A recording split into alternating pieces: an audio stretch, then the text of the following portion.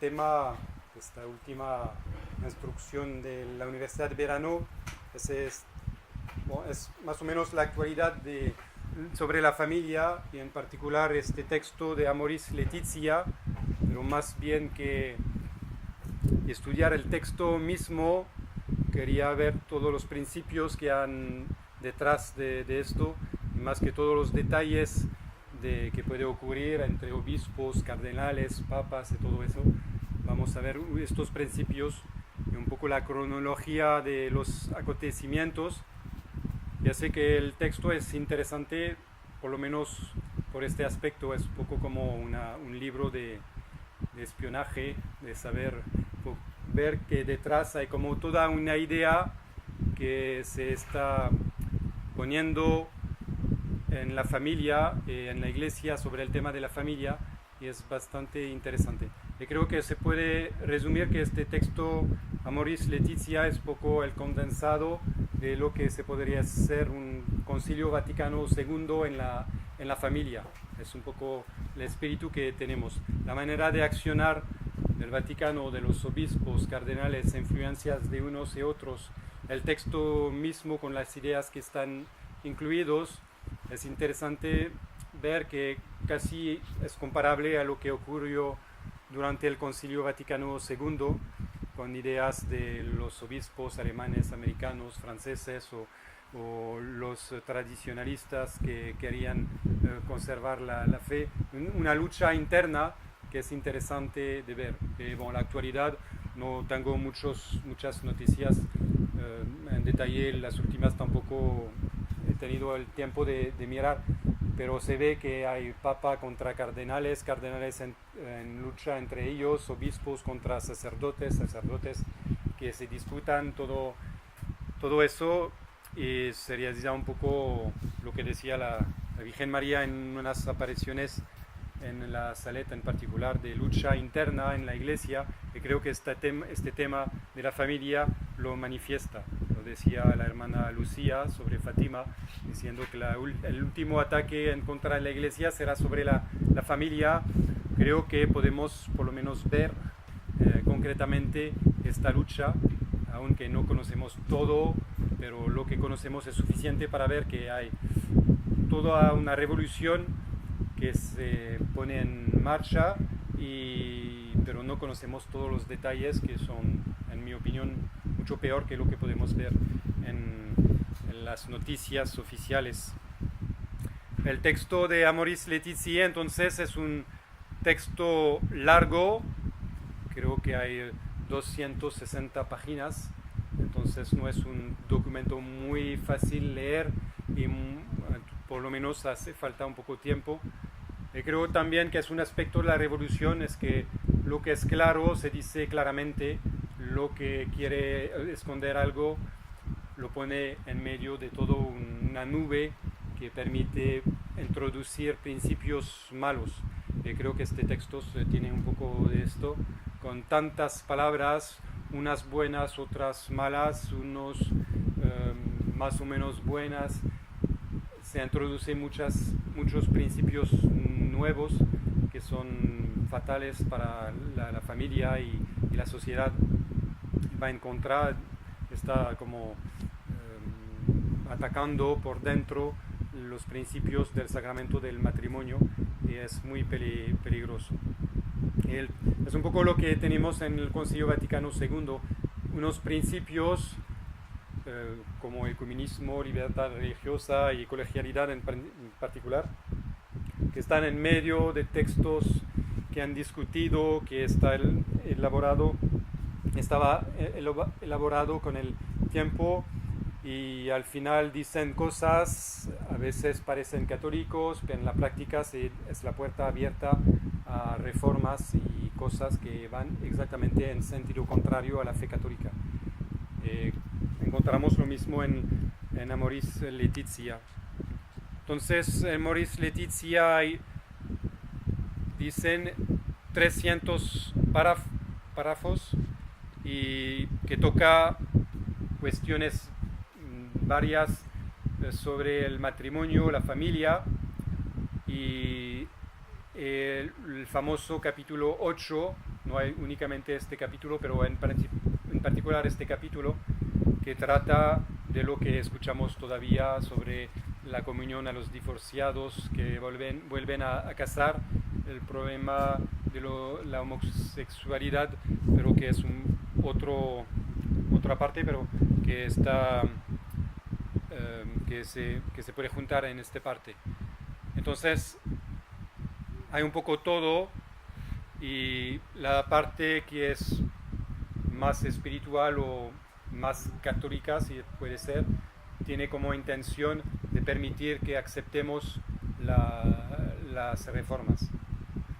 Para comparar de nuevo con el Concilio Vaticano II, no me acuerdo sobre el tema, pero había como una definición, no era sobre la misa, sino sobre la teología de la Iglesia, creo, que dice todo el texto, pero antes había una nota para decir, pero esto es conservando la doctrina tradicional de la Iglesia, hay que entenderlo bien, pero pasa en el texto que él mismo es falso. Creo que Amoris Laetitia es un poco lo mismo.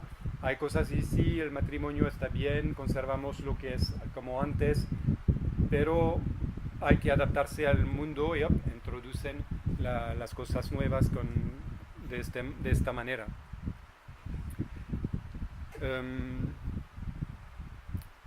Para entender el contenido del texto, creo que podemos ver rápidamente un poco la historia de este texto, que es el resultado del sínodo de la familia.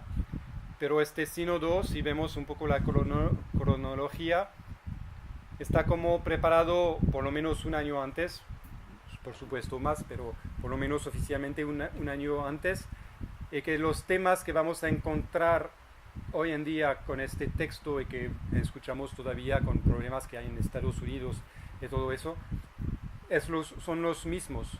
Desde el inicio, en 2013, entre 2013 y 2014, octubre de 2014, cuando va a empezar la primera sesión del Sínodo de la Familia, todos los temas están en la mesa.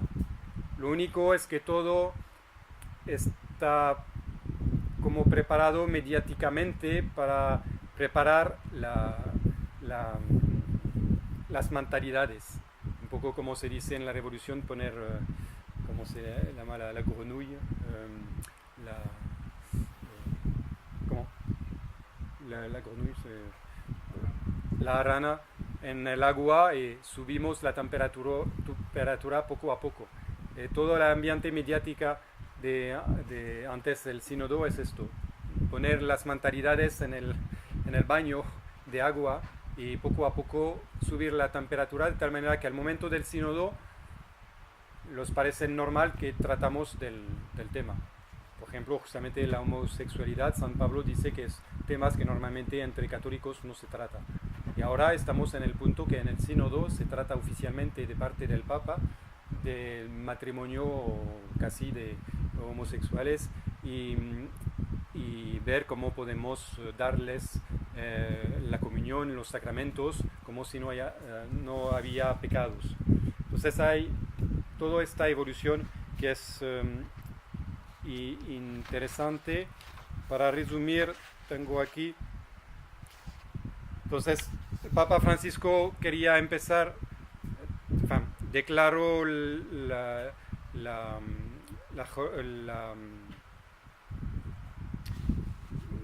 convocó el sínodo un año antes, en octubre de 2013 para 2014.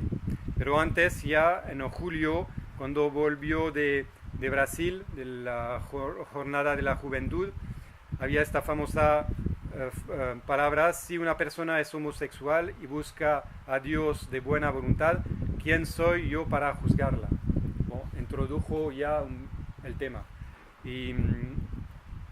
Y después, que es típico también, creo, la revolución del Concilio Vaticano II, da el ejemplo un poco más tarde de los ortodoxos, que en paréntesis dice el Papa: los ortodoxos siguen la teología de la economía, como ellos la llaman, y dan una segunda posibilidad de matrimonio, la permiten, pero creo que este problema, y cierro el paréntesis, debe estudiarse en el marco de la pastoral del matrimonio.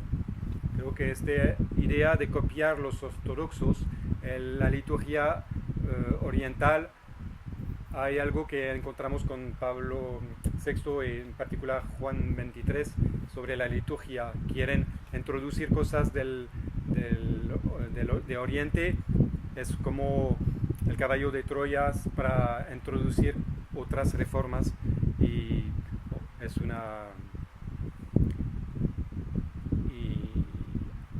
Y después en octubre va a convocar este sínodo sobre la familia. Y detrás es menos oficiales o menos visible para los fieles, pero ha nombrado dos personas como secretarios generales, el cardenal Lorenzo Baldisseri y creo que es Monseñor Bruno Forte. Dos que antes había ya declarado que querían cambiar la enseñanza de la iglesia sobre temas sexuales y supongo sobre el matrimonio de los sacerdotes. Entonces había ya elegido personas adecuadas, entre comillas, para hacer esta revolución. Antes del sínodo también había enviado como un cuestionario a todos los diócesis con cuestiones para saber lo que piensan y tratar de... En este cuestionario hay ya como un principio revolucionario subversivo, preguntar cosas para poner en la mesa el tema y en particular saber lo de la distribución de la comunión a los divorciados vueltos a casar y las uniones homosexuales. Y es poco como ocurrió en una inspección de una escuela en Francia que el inspector quería dar un interrogatorio a los alumnos, que en sí mismo no tenía el derecho, pero lo ha hecho, y con las preguntas insinúas cosas en contra de la autoridad. Y es un poco lo mismo, con cuestiones introducen temas en contra de la teología, de la doctrina católica.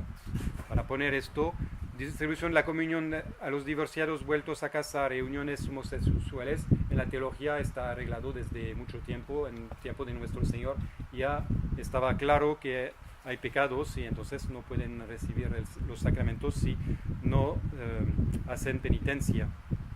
Entonces ponerlo en el cuestionario como si es una cuestión discutible es una manera revolucionaria de hacer las cosas. Y ya antes del sínodo, el arzobispo de Fribourg, Monseñor Robert Zolich, publicó un documento para decir que él, antes toda decisión, empezaba a dar la comunión a estas parejas de divorciados vueltos a casar, y porque para él era una cuestión de conciencia. El cardenal Müller reaccionó en contra para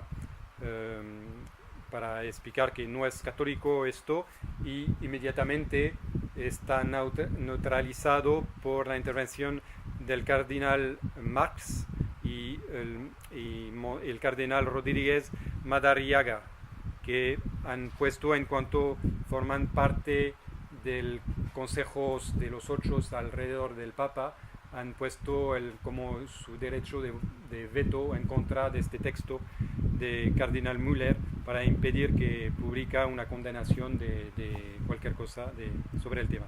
Ya está como durante el año antes ya preparado la cosa.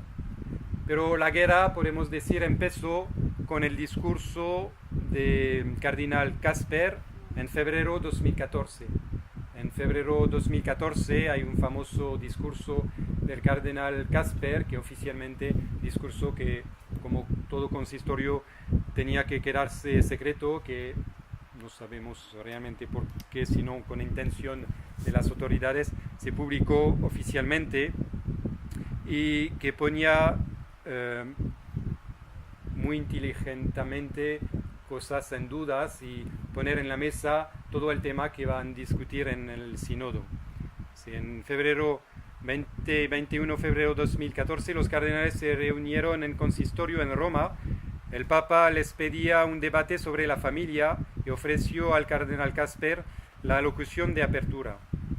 Casper había sido ya en la década de los años 90 el partidario a ultranza de que se suprimiera la prohibición de comulgar que afecta a los divorciados vueltos a casar, pero en ese entonces se había visto frenado por el Papa Juan Pablo II y por el cardenal Ratzinger. Durante su alocución volvió a exponer sus tesis. Numerosos cardenales se opusieron a él, pero el Papa Francisco le dedicó grandes elogios, diciendo, entre otras cosas, que hacía teología de rodillas.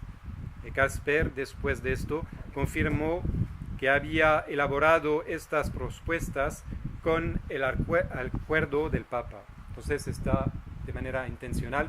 El día siguiente, creo, o después, durante el Angelus, el Papa había como felicitado la catequesis del miércoles oficialmente delante de todos, había felicitado al cardenal Casper por el texto que había hecho y presentado delante de los cardenales para apoyar como su idea también. Pues es el tema más de los divorciados vueltos a casar, pero es como una puerta de entrada a muchas otras cosas.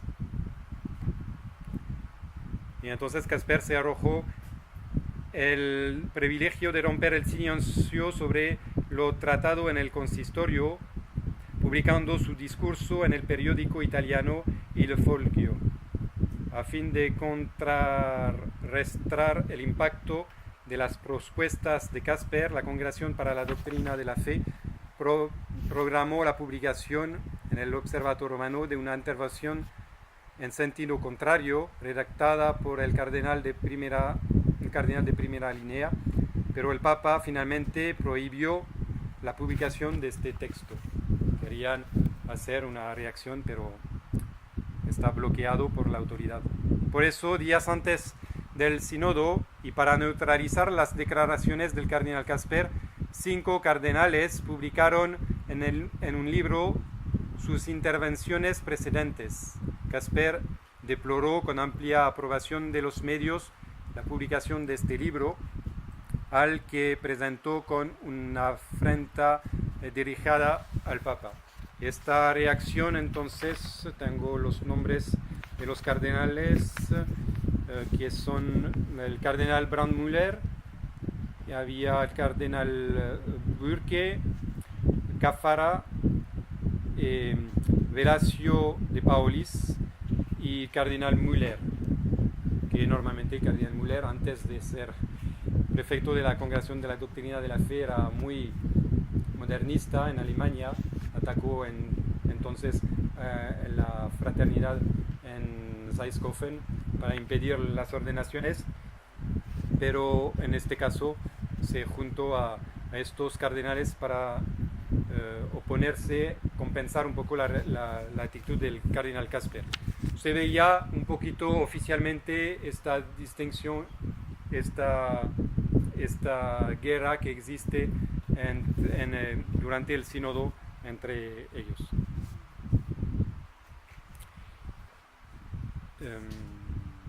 Y el 5 de octubre de 2014 se abrió por fin el sínodo extraordinario sobre la familia. En él se debatieron los 2 puntos mencionales que se vieron expresado en la ya señalada relación intermediaria del 13 de octubre. Pues bien, a pesar de no haber logrado la mayoría ejerida de los 2/3, el Papa mandó publicar en la relación final los párrafos referentes a la comunión de los divorciados vueltos a casar y a las personas homosexuales bajo pretexto de transparencia, pero en realidad para influir sobre los adversarios de dicho planteos con mira del sínodo de octubre del año siguiente. Es que había un debate adentro del sínodo, se publicó un texto intermedio que se publicó oficialmente, normalmente no tenía que publicarlo, para poner en valor estos 2 puntos de la comunión a los divorciados que vueltos a casar, y la comunión a los homosexuales. Y esto para dar como un tema, esperando, lo que ha dado mucho miedo para la segunda sesión, porque si había estos puntos oficialmente en debate, podíamos temer que hay una decisión que va a favor. Al final, como textos en este tipo de reunión, para pasar a aceptarlo hace falta 2/3 de votantes. No obtuvieron pero el Papa publicó el texto, sin embargo, para eso. Si vemos el resultado del sínodo del año siguiente, para completar esto, que es el texto Amoris Laetitia, es verdad que habla de los homosexuales, pero vemos que hay como un tono menos de los 2 puntos, hablan más de la comunión a los divorciados vueltos a casar, como tenemos todavía hoy en día ecos y consecuencias, pero el tema de homosexuales es un poco más bajo.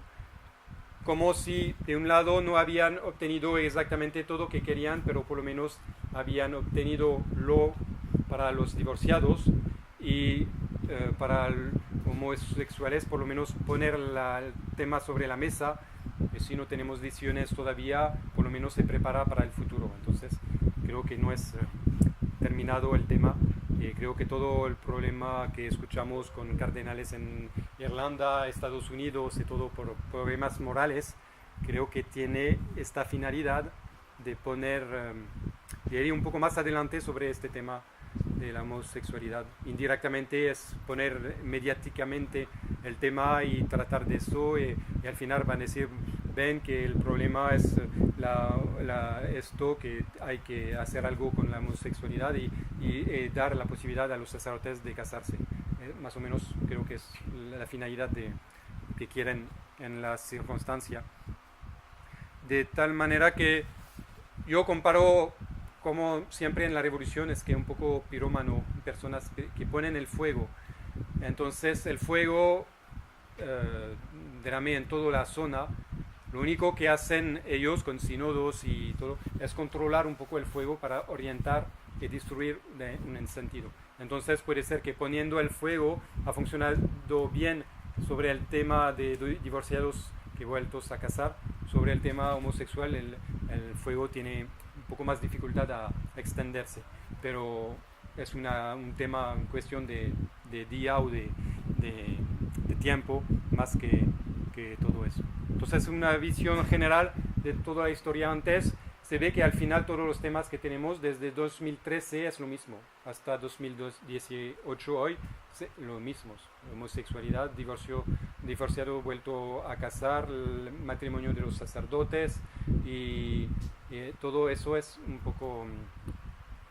Después el problema de los divorciados vueltos a casar es que la gente tiene dificultad, un poco dificultad, piensan o presentan por lo menos los medios la cosa como si la iglesia está en contra de los divorciados. No es directamente en contra de los divorciados, sino los que divorciados vuelven a vivir como maridos con otra persona, porque eso va en contra de la indisolubilidad del matrimonio y entonces es un pecado público. Sería entonces dar la comunión o sacramentos a personas que públicamente son en estado de pecado. Una persona divorciada que vive oficialmente, que vuelve a casarse civilmente, es considerado como pecador público. No se puede dar la comunión en los sacramentos a los pecadores públicos. Es el catecismo, cualquier niño que conoce su catecismo lo sabe. Entonces no es una invención, no es una falta de misericordia o de caridad, al contrario, como hemos visto en estos días, la ley de la iglesia es para la salvación de las almas.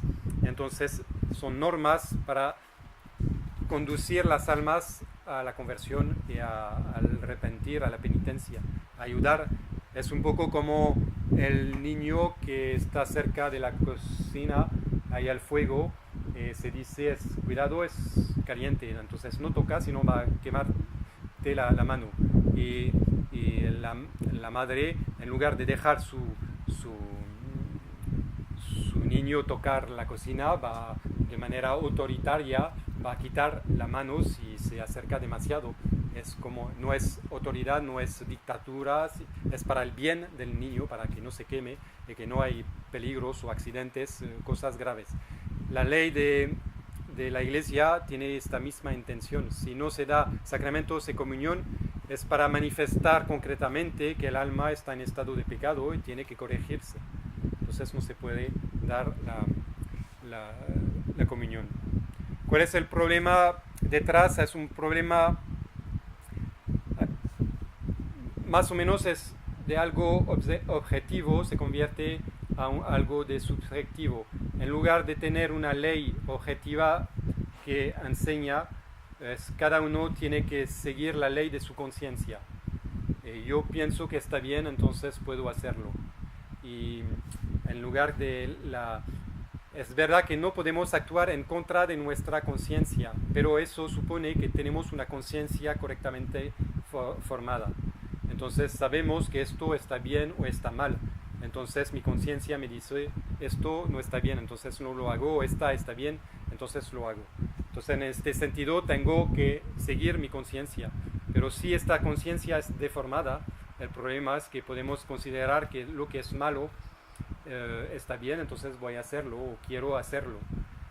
Pero si en sí mismo es malo, la iglesia no puede dejar las almas equivocarse, tiene que enseñar. En la educación los padres no pueden dejar al niño equivocarse, hay que corregir para que poner en el camino recto. Entonces lo mismo, para resumir un poquito, toda la filosofía y teología que hay detrás, esta filosofía y teología modernista que es subjetiva, la inmanencia, yo pienso que es así, entonces tengo que seguir este movimiento. Entonces con esto es difícil ir en contra de todos los pecados. Si una persona está persuadido que está bien vivir en estado de pecado, es difícil, sin parecer como un dictador, decirle que se equivoca. Pero si hay algo objetivo, hay referencias sobre la realidad, se puede decir no, no se puede ir en este camino porque es peligroso. Si una persona dice hay como un precipicio, pero para mí no hay, entonces puede ir, pero va a caer. La verdad y la caridad es decir, no, cuidado, hay un precipicio, entonces si te equivocas de manera objetiva, hay algo, entonces puede pensar muy fuerte, va a caer de toda manera. Entonces no es suficiente. Es lo mismo con el estado de pecado. Creo que es un principio que encontramos del modernismo, del Concilio Vaticano en particular, pero es siempre lo mismo de la conciencia personal y inmanentismo del alma. Es un primer aspecto de este texto del Amoris Laetitia. Otro aspecto es que como he dicho a unos de nosotros, es que vemos con Amoris Laetitia, en particular también con el Papa Francisco sobre otros temas, es que él, podemos decir que pone más concreto los principios teológicos del Concilio Vaticano II. Y en el caso del matrimonio, está aplicando principios que se ve por la Iglesia, por ejemplo, lo que se llama el principio de gradualidad, lo que le subsistit in de la Iglesia, diciendo que la Iglesia principal es la total, es la Iglesia católica, pero en otras religiones se puede encontrar fragmentos de la Iglesia, entonces tienen algo de bien o algo de común con la Iglesia, y esto hace que son respetables. Entonces no, en lugar de convertir o a favorecer la conversión, dejamos la gente en su ignorancia. Tenemos lo mismo con el matrimonio, apliquen de manera concreta el matrimonio esta misma filosofía, diciendo sí, el matrimonio católico es lo mejor, en la primera parte del texto, dice que el matrimonio está bien, matrimonio católico es muy bien, que hay consideraciones espirituales sobre la unión de nuestro Señor con la iglesia, del matrimonio y todo eso. Entonces sí, esto bien, pero hay excepciones y hay otras que no conocen la verdad, entonces hay que dejarles vivir a su manera lo poco de verdad que tienen en su matrimonio, entonces que sea en falsas religiones, que sea civil, que sea otra cosa, viven un matrimonio a su manera y es suficiente porque corresponde a su conciencia, está feliz así, entonces no vamos a... Yo comparo a veces como un médico que es verdad que cuando tiene una enfermedad da medicamento y por causa del medicamento a veces se siente que el cuerpo es más cansado, tiene dolores más fuertes y todo eso. Entonces tenemos tendencia a decir no tomo las pastillas porque es demasiado y al final si no tomemos el medicamento aumenta la enfermedad. Entonces, en el caso aquí sería como el médico que dice, sí, efectivamente está enfermo, pero no le doy medicamento porque va a sentirse mal después.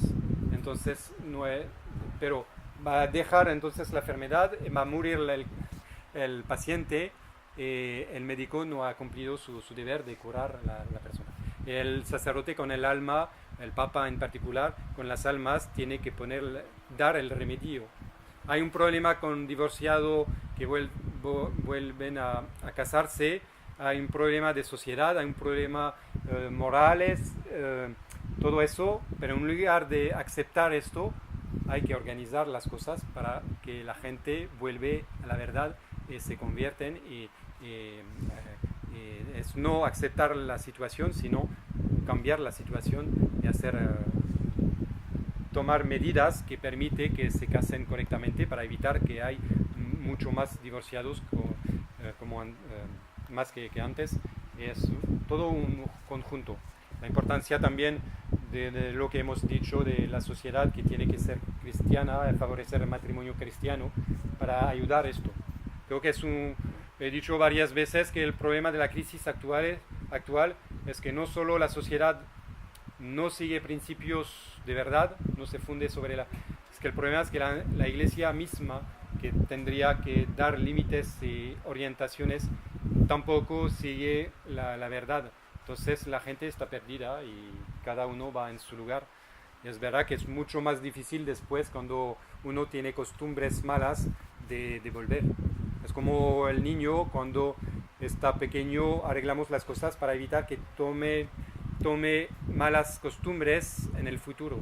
Pero si ha tomado estas costumbres, no significa que no tenemos que corregir, pero es verdad que es mucho más difícil corregirse cuando tiene un niño 13 años, 14, 18 o más años, si tiene malas costumbres. Es la vida. Entonces lo mismo en la iglesia, en lugar de tratar únicamente los síntomas, hay que tratar la causa y hay que curar esto.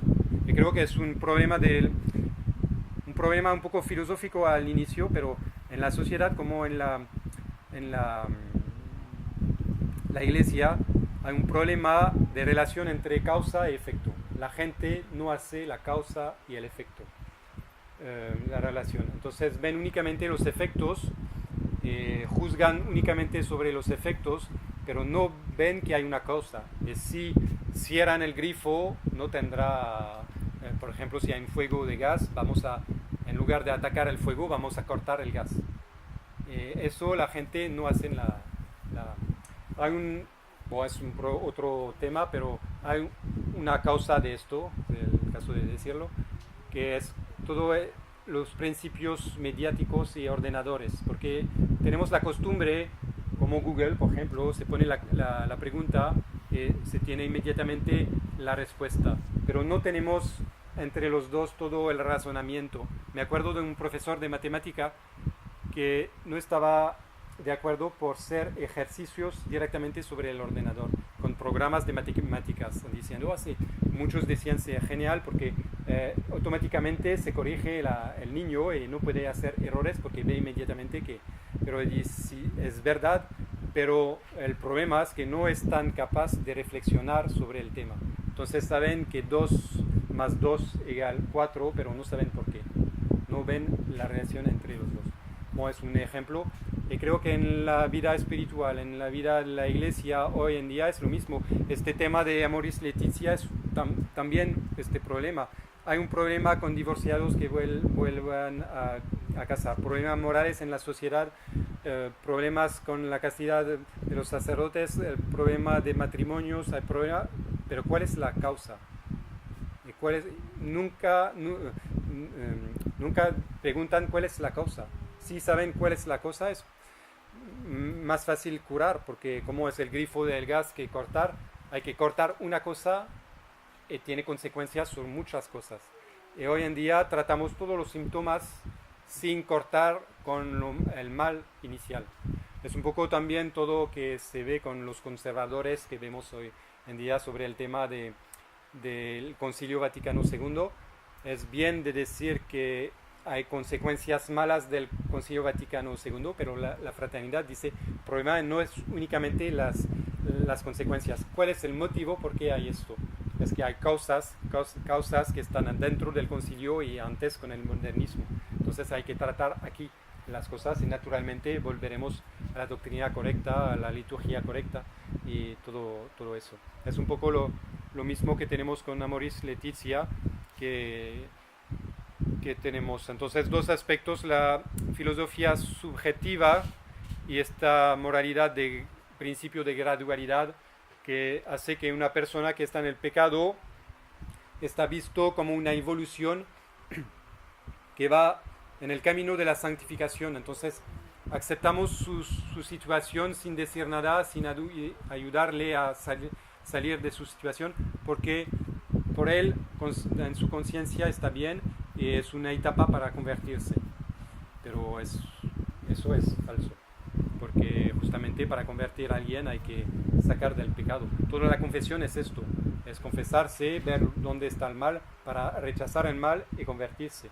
Cuando nuestro Señor dice a la mujer adúltera que vaya, que no le condena, pero añade nuestro Señor que vaya, que no peca más, que no peque más en su vida. Entonces hay dos aspectos. Y con principios subjetivos, al final se confunde caridad como no dañar o no molestar a las personas. En lugar de corregir, dejamos en su pecado la gente.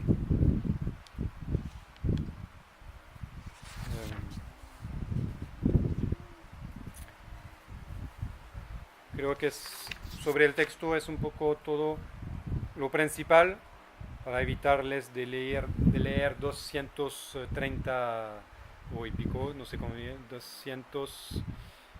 260 páginas. Como he dicho, hay 300 párrafos. Los temas muy peligrosos están al final, 296 y siguiente, la última página. Entonces una persona que tiene el coraje de leer todo, al final está casi anestesiada, no sé cómo se dice, y entonces puede tragar el veneno con el final del libro.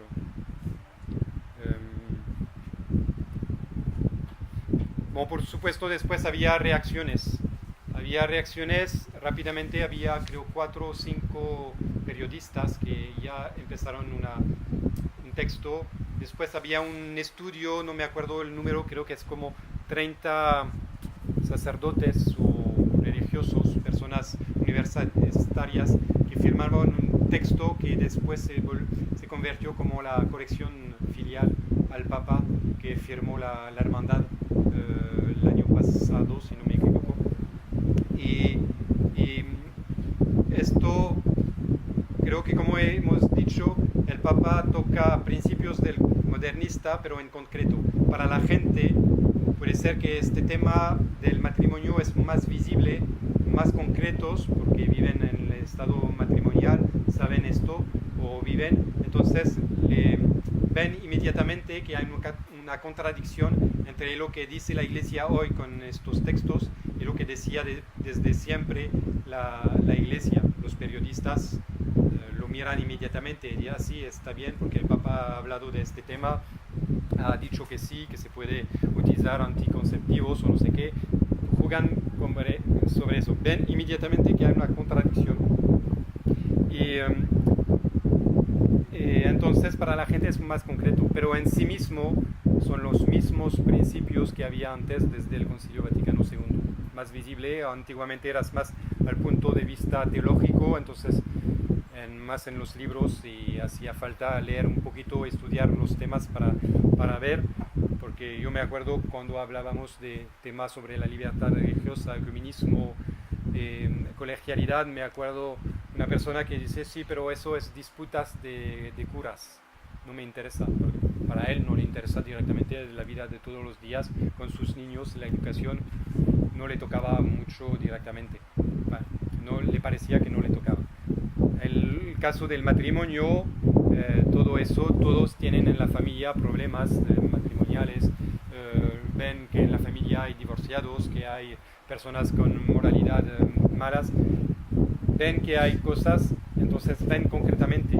En lugar de encontrar apoyo en la iglesia, están viendo que los cardenales, los obispos, el papa mismo, dicen cosas que antiguamente se escuchaba de enemigos de la iglesia, que favorecía esta laicización del mundo y la inmoralidad en la sociedad.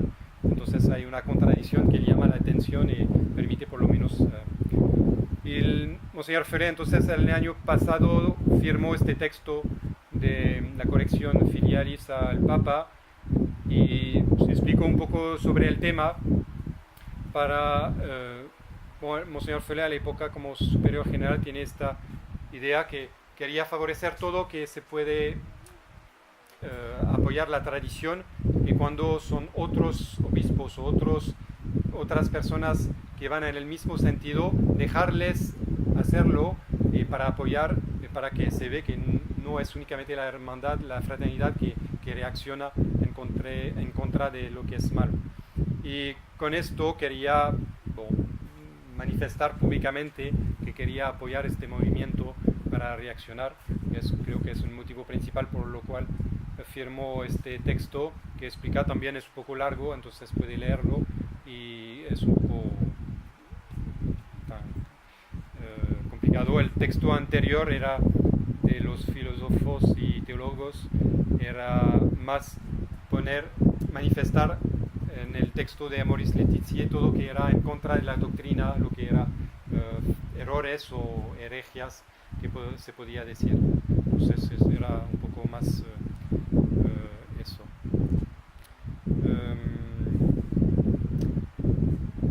Entonces, como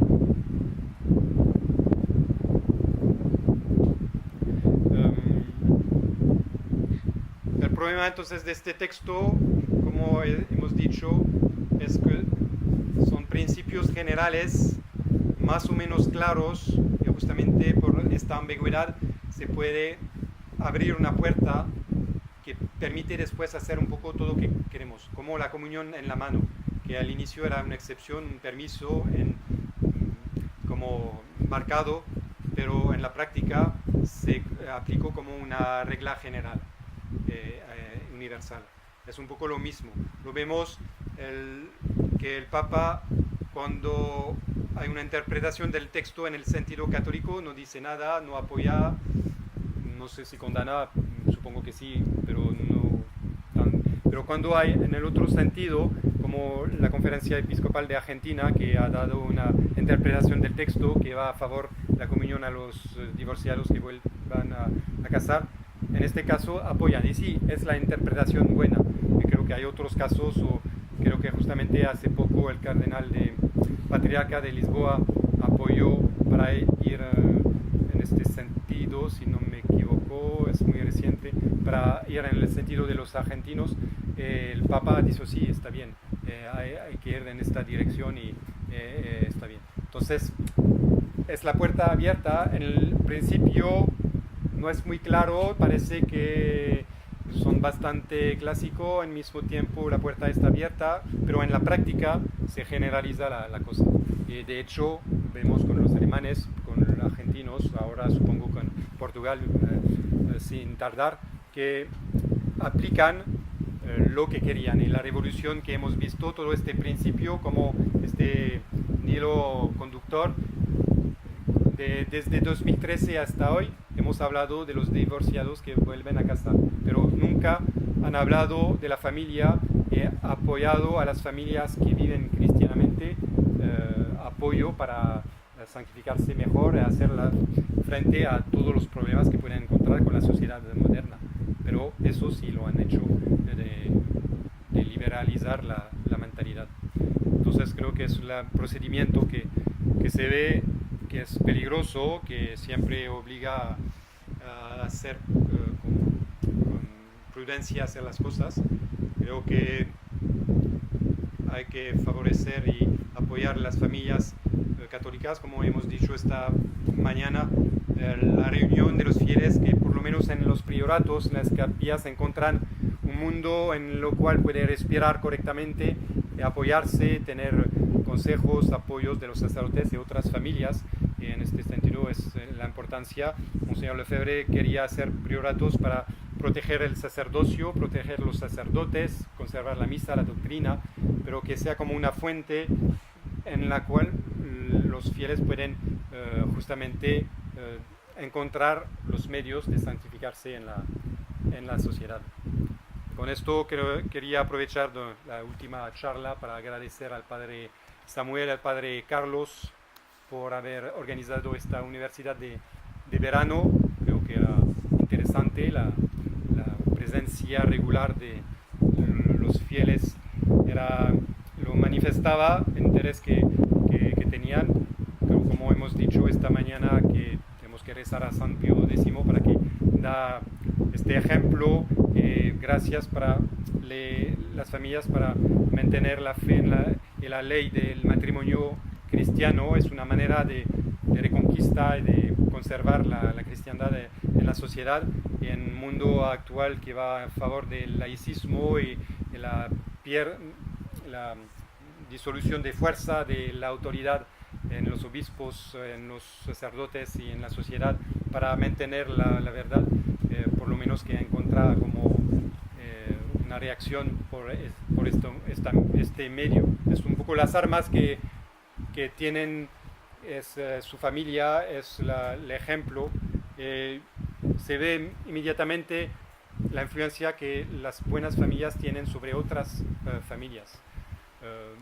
Conozco ejemplos, pues poco familiar, pero de primas que viendo la manera de actuar de mis hermanas, al inicio despreciaban, pero una vez que ellas casadas, tenían hijos, querían algo sólido en su familia, se daban cuenta que realmente para obtener eso, mis hermanas tenían razón de motivos de seguir la tradición de los sacramentos. Había una coherencia en la familia que permitía obtener el resultado que ellas querían, pero ellas eran una situación un poco más complicada a veces, y entonces para obtener eso, pero en este sentido, que si se conserva la ley del matrimonio católico, se hace una influencia sobre la sociedad para favorecer la cristiandad.